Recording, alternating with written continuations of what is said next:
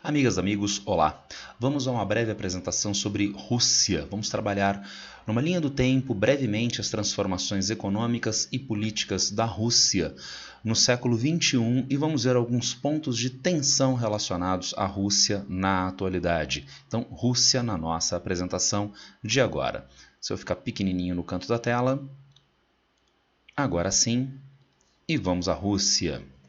Aqui eu coloquei para vocês uma linha do tempo, desde 1988 até 2023, com a variação do PIB da União Soviética e Rússia. E a gente pode perceber algumas coisas interessantes nessa variação do PIB. Primeiro, 1988 até 1990-91, nós temos crise da União Soviética. Essa crise é mostrada nessa quedinha do PIB, até subiu um pouquinho, né, em 89 e 90, mas uma condição estável, né, e daí termina a União Soviética, vem uma queda mais acentuada do PIB da Rússia. E ao longo dos anos 1990, em governo Boris Yeltsin, a Rússia estava numa condição de total desorganização econômica, com a sua estrutura política submetida à velha nomenclatura, os altos escalões militares da velha União Soviética, agora ditos oligarquia russa, que passaram a se apropriar do antigo patrimônio público estatal russo. As empresas estatais de energia, de transporte e comunicações, as empresas do período soviético, passaram a ser privatizadas para a antiga nomenclatura agora, oligarquia russa, que tem os maiores ganhos econômicos, mas com prejuízos ao PIB da Rússia e às condições sociais e políticas do país, tanto domésticas como no cenário mundial.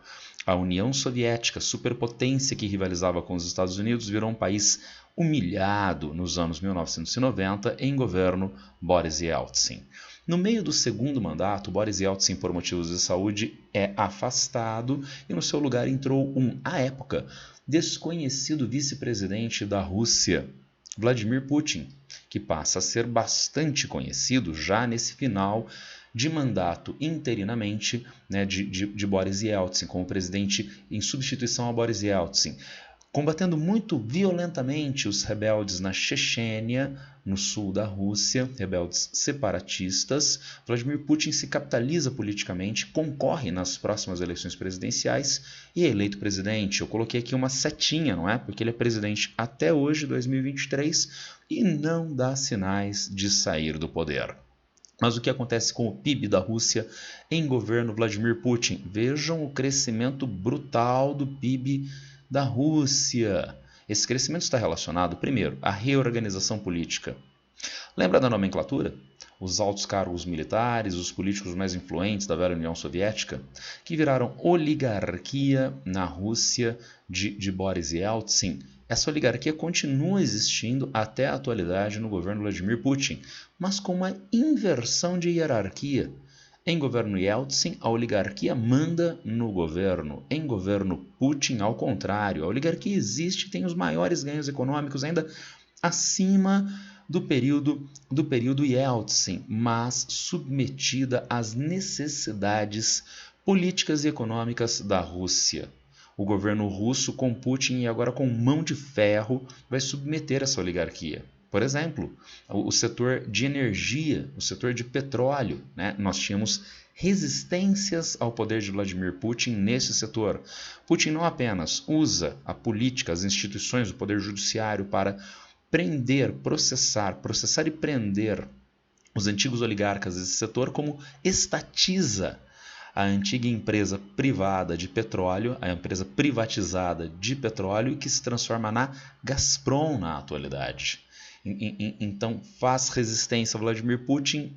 Essa resistência não dura muito tempo, porque a oligarquia tem que estar submetida. Em especial, vejam, no setor de energia, de petróleo e gás, porque a Rússia tem uma atividade econômica muito dependente das exportações de petróleo e gás. Entre 50% e 60% das exportações russas são de petróleo e gás. É um recurso muito importante, que precisa estar nas mãos do governo russo, sob controle russo, no entendimento de Vladimir Putin. E essas exportações de petróleo e gás também ajudam a explicar o crescimento do PIB. na medida em que há o superciclo das commodities. Nos anos 2000, as commodities, minério de ferro, manganês, café, soja, trigo, apresentam os maiores valores reais da sua história no início dos anos 2000 até meados dos anos 2000. Como eu disse, a Rússia é grande exportadora de petróleo e gás natural. Isso contribui enormemente para o crescimento da economia da Rússia. Crescimento econômico e reorganização política que permitem investimentos militares. O exército russo, as forças armadas da Rússia, como União Soviética, que rivalizava com os Estados Unidos, virou uma força armada desestruturada, decadente nos anos 90 e se rearticula profissionalmente nos anos 2000, 2010, 2020. Mas esse grande crescimento econômico para patamares tão altos no final dos anos 90, início dos anos 2010, tem uma queda em 2015, 2016. E por quê? Devido ao golpe de Estado na Ucrânia, eventual ocupação russa da Crimeia e o início das sanções ocidentais contra a Rússia, sanções da União Europeia e dos Estados Unidos contra a Rússia. Imediatamente há uma queda bastante forte do PIB da Rússia. Mas vejam, há uma tendência de reorganização novamente econômica, se adequando a essa nova realidade e com novamente crescimento até o final do período considerado, em 2022, nós temos o PIB russo rivalizando com os maiores PIBs do país ao longo da sua história. Como que a Rússia vai ocupar esta região da Crimeia? O que vai acontecer nesta relação Rússia-Crimeia, Rússia-Ucrânia e Ocidente? Vejamos a partir do nosso próximo mapa. Eu coloquei aqui para vocês um mapinha da velha União Soviética. O que não falta para a velha União Soviética, para a Rússia hoje, é litoral. O Brasil tem o maior litoral do mundo voltado para o Oceano Atlântico, com 7.367 quilômetros. O litoral da União Soviética coloca só mais 30 mil quilômetros em cima do litoral brasileiro. É litoral para ninguém botar defeito. Mas há pouca utilização no litoral oriental, porque são áreas de baixa atividade econômica. O litoral norte e o litoral do Mar Báltico ficam congelados durante longos períodos do ano, não dá para utilizar para exportações e importações. As chamadas águas quentes, isto é, águas que não se congelam, aparecem no Mar Negro, com um enorme valor geopolítico para a União Soviética, para a Rússia, porque através do Mar Negro e pelos estreitos de Bósforo e Dardanelos, Mar de Mármara, a União Soviética e a Rússia acessa do Mar Negro o Mar Mediterrâneo, pelo Estreito de Gibraltar o Oceano Atlântico e viabiliza a sua atividade comercial marítima. Dada a importância estratégica do Mar Negro, nós conseguimos entender por que a Turquia é um ingressante de primeira hora na Organização do Tratado do Atlântico Norte, criada lá durante a Guerra Fria como uma aliança militar liderada pelos Estados Unidos de contenção, de pressão contra a União Soviética, dado o extenso litoral turco para o importante Mar Negro.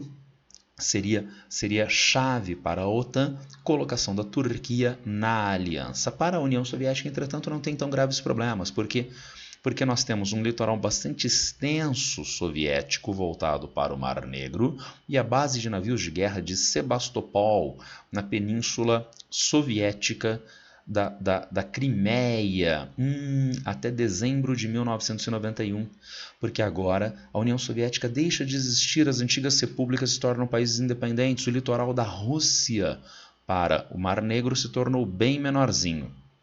Apesar de a base de navios de guerra de Sebastopol, a Península da Crimeia tornou-se uma área ucraniana, mas a base de navios de guerra continua sob controle da Rússia.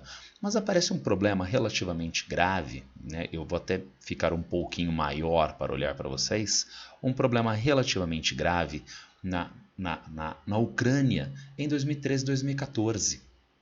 Havia o presidente ucraniano Yanukovych, pró-Rússia. Lembrando que a Ucrânia tem uma divisão cultural linguística. Um pouco mais da metade da população é de idioma ucraniano e um pouquinho menos da metade da população é de idioma russo. O presidente Yanukovych foi eleito principalmente com os votos do pessoal russo-ucraniano e desenvolvia uma política externa, sim, pró-Rússia. O presidente Yanukovych teve a iniciativa de não aderir à União Europeia, um pré-acordo de adesão à União Europeia que foi rompido por ele em 2013, gerando protestos dos setores ucranianos da sociedade que culminaram com a sua derrubada. Será que o presidente Yanukovych deveria realmente não ter entrado na União Europeia? Será que o não ingresso é motivo para a derrubada do presidente? Gente, é claro que Yanukovych estava certo e não é motivo para a sua derrubada. 2013 era o período mais agudo da chamada crise PIGS, Portugal, Irlanda, Itália, Grécia e Espanha. Os países menos competitivos da União Europeia que estavam em grave crise econômica e eram, pela União Europeia, auxiliados para sair da crise? Não! Vejam o próprio nome que a imprensa europeia deu para a crise. Crise dos porcos, PIGS, né? Um acrônimo formado pela letra inicial de cada país, Portugal, Irlanda, Itália, Grécia e Espanha. Agora, será que a Ucrânia tem uma economia tão competitiva quanto a alemã e a francesa? Ou uma economia tão pouco competitiva quanto de países da África subsaariana? Olha, está mais para a África subsaariana, viu? Então, será que era, nesse momento de mais grave crise econômica junto aos países menos competitivos da União Europeia, para a Ucrânia ingressar no bloco? Claro que não, claro que não. Agora, o pessoal principalmente voltado ao Ocidente, né, os de língua ucraniana na Ucrânia, pressionaram o presidente Yanukovych. Agora, venhamos e convenhamos, a Ucrânia é um regime presidencialista. O presidente é o chefe de Estado, ele é que gerencia a política externa. Então ele tem todo o direito, como presidente, de aderir ou não à União Europeia. E, portanto, a sua derrubada foi uma derrubada golpista. Só que até agora eu estou analisando o contexto doméstico. Não foi só uma derrubada golpista que está envolvida em necessidades domésticas ucranianas. A tensão entre ucranianos de fala russa e ucranianos de fala ucraniana está ligado ao cenário internacional mundial, dentro de um processo de expansão da OTAN que busca agregar a Ucrânia à organização para jogar a Ucrânia contra a Rússia. Ficando pequenininho novamente para vocês prestarem atenção no nosso mapa. Dá uma olhadinha no nosso mapa pequenininho, que nós temos os países da Europa Oriental que eram do Pacto de Varsóvia, aliança liderada pela antiga União Soviética, entrando na organização militar liderada pelos Estados Unidos a partir dos anos 1990 a 2000. E lembra do litoral, gente, do problema da saída litorânea? Olha o que tende a acontecer se a Ucrânia entra na aliança liderada pelos Estados Unidos. As antigas repúblicas bálticas, que eram parte da União Soviética, são membros hoje da OTAN, dificultando o acesso russo ao Mar Báltico. Tem esse pedacinho, olha, de Rússia, descontínuo frente ao restante do território, tipo Alasca e Estados Unidos, tá? Esse pedacinho de Rússia que é soberania da Rússia e que é voltado para o Mar Báltico. Mas aqui são todos os países que estão hoje na OTAN. E se a Ucrânia entra na OTAN? Há um fechamento da saída oceânica russa de mar a mar, do Mar Báltico ao Mar Negro. E como inviabilizar isto? Impedindo a Ucrânia de ingressar na OTAN, com vistas à manutenção do controle desta região tão importante para a Rússia, que é o Mar Negro. Primeiro passo deste processo, a ocupação da península da Crimeia, que tem a base russa de navios de guerra de Sebastopol. Mas em 2014, as forças militares russas anexaram a península, fizeram um plebiscito na península para averiguar se a população queria voltar a ser ucraniana ou queria passar a ser parte da Rússia. A população foi votar massivamente? Sim, foi. A população não apenas participou do pleito, participou do plebiscito, como votou massivamente a favor da anexação à Rússia. E daí a Rússia validar este processo. Interessante os Estados Unidos dizerem que isto não é legítimo, tendo em vista que no século XIX havia corolário Polk, uma manifestação da doutrina Monroe que permitiu aos Estados Unidos anexarem o Texas. Grosso modo, o corolário Polk diria: se uma população demanda ser americana, ela não se torna americana. Se o Congresso americano aprovar, a região onde esta população se encontra passa a ser parte dos Estados Unidos, como o Texas. Para os Estados Unidos no século XIX, vale. Para a Rússia de hoje, não vale. Talvez não valha para as duas situações, mas a gente tem que ter um peso, né? Uma medida, não dois pesos, não duas medidas, tá certo? E daí a gente já tem a Península da Crimeia passando a ficar sob domínio da Rússia, mas tem um problema, a própria Ucrânia se tornar um país membro da OTAN. Daí a pressão política da Rússia contra o ingresso da Ucrânia na OTAN, que culmina na ocupação militar, né, russa a partir de fevereiro do ano passado, fevereiro de 2022, na guerra da Ucrânia que se desenrola até a atualidade. E notem então, por essa perspectiva, por esse slide, que nós estamos entendendo a guerra da Ucrânia a partir da sua genealogia histórica e das questões geopolíticas. E nessa perspectiva, a Rússia está em uma guerra defensiva contra o expansionismo dos Estados Unidos-OTAN.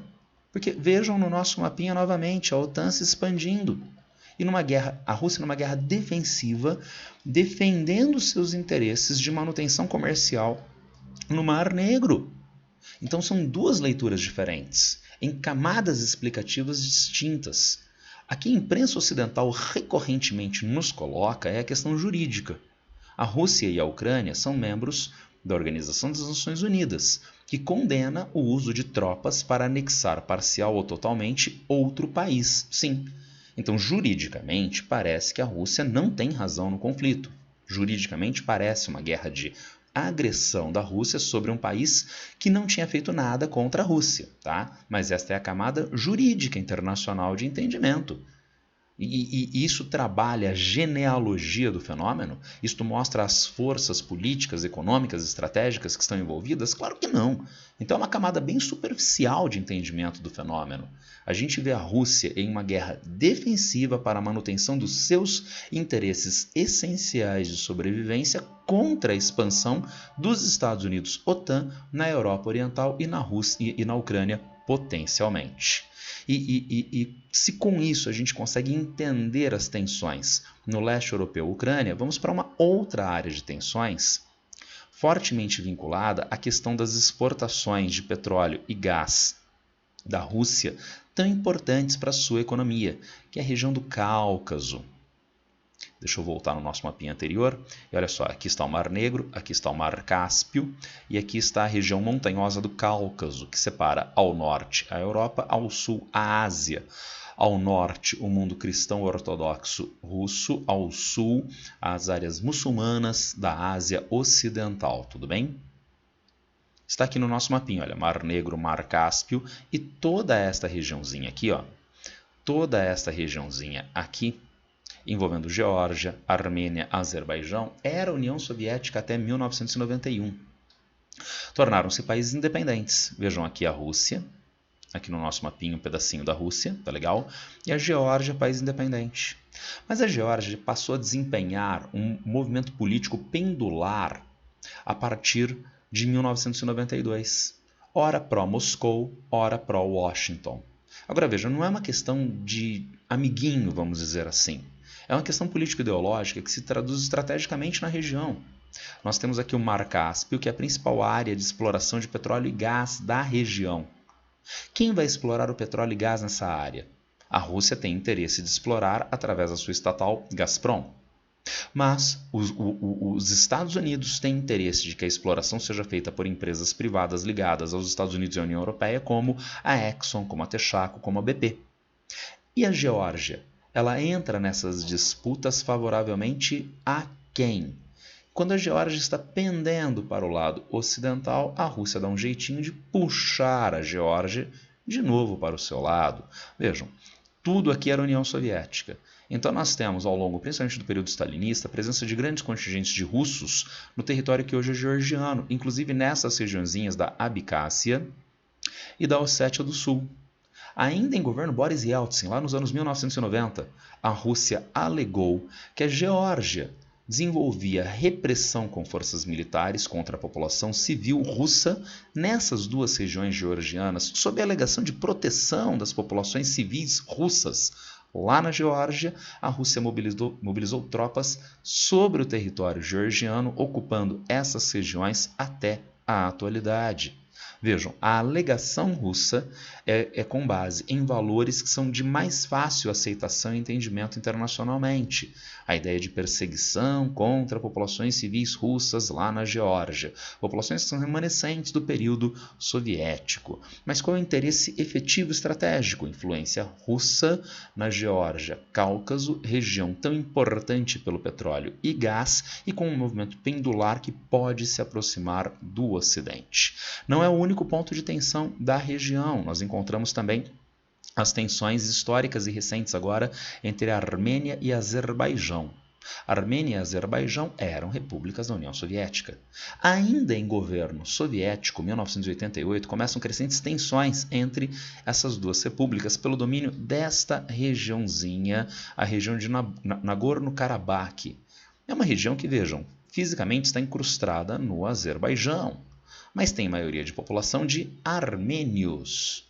E havia uma disputa pela administração desta região entre as repúblicas soviéticas da Armênia e do Azerbaijão a partir de 1988, insisto, vigência da União Soviética. Com o fim da União Soviética, em 1992, virou uma guerra aberta entre os dois países, concluída em 1994 com vitória da Armênia, que passou a ter soberania sobre esta região. Eu disse para vocês que o petróleo e o gás são muito importantes e melhoraram significativamente a economia russa ao longo do século XXI, mas o Azerbaijão também tem litoral para o Mar Cáspio, área rica em petróleo e gás. Se o Azerbaijão era o país pobre frente à Armênia, a Armênia que tinha mais forças militares em 1992-94, até o final dos anos 2010 a relação se inverte. Agora nós temos o Azerbaijão como um país economicamente mais poderoso, com mais potentes forças militares. Em uma guerra em 2021, agora o Azerbaijão venceu a Armênia e anexou a região de Nagorno-Karabakh. Na atualidade, ainda se desenrolam tensões nessa região, com os armênios desta área alegando que o Azerbaijão está praticando limpeza étnica, obrigando a expulsão de armênios étnicos desta região. Cuidado, gente, não tem bandido e mocinho nas relações internacionais. Talvez tenha bandido, só tem bandido. Bandido e mocinho não existe. Porque durante o período de ocupação armênio sobre Nagorno-Karabakh, as minorias azeres, o gentílico de nascidos no Azerbaijão, as minorias azeres alegavam que a Armênia praticava limpeza étnica na região. Mas lembrem-se, não é só um conflito regional entre a Armênia e a Azerbaijão, porque os Estados Unidos têm interesse em dilapidar simbolicamente, economicamente, as forças russas nessa região. E a Rússia tem interesse de manter influência sobre essa área. Para tanto, desde 2021, e mesmo na guerra da Ucrânia agora, a Rússia está desenvolvendo esforços para tentar estabilizar esta região, estabilizar a relação entre Azerbaijão e a Armênia, mantendo a sua influência na região do Cáucaso. Finalmente, ainda voltando para o superciclo das commodities, voltando para a importância do petróleo e do gás, dentro do contexto de sanções ocidentais contra a Rússia tem maiores dificuldades de colocar os seus combustíveis nos mercados ocidentais dos Estados Unidos, do Canadá e dos países da União Europeia. Então, para quem a Rússia vai conseguir vender este petróleo e esse gás? Ora, se não vende para o Ocidente, vende para a Ásia-Pacífico. A Índia é hoje grande compradora de combustíveis da Rússia e, crescentemente, a China. A China é hoje a maior importadora mundial de petróleo e gás e já importa volumes significativos de petróleo e gás através do gasoduto Força da Sibéria 1, já em operação. Obras bastante apressadas, bastante avançadas e apressadas estão sendo feitas no gasoduto Força da Sibéria 2, ambos de transporte de gás natural da Rússia para a China. Tendo em vista a dificuldade de colocação de gás natural da Rússia no Ocidente, mas ainda devido à explosão nos gasodutos Nord Stream 2 entre a Rússia e a Alemanha, passando pelo Mar Báltico. O mercado chinês, o mercado indiano e, mais importante, o mercado chinês, entram em compensação dos mercados ocidentais, o que ajuda a explicar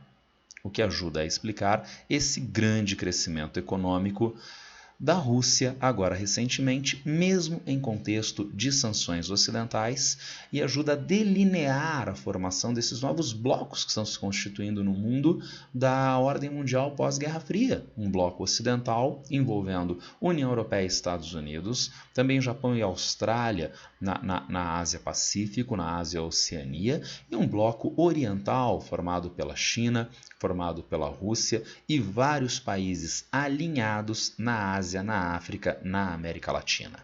Era isso que eu queria passar para vocês sobre uma atualização de Rússia, né? Rússia nos seus aspectos econômicos gerais e nos conflitos, áreas de tensões na atualidade. Se alguém tiver alguma dúvida, algum problema, já sabe, é só me encontrar a qualquer tempo nas redes sociais. Abraço para todas e todos e boa sorte.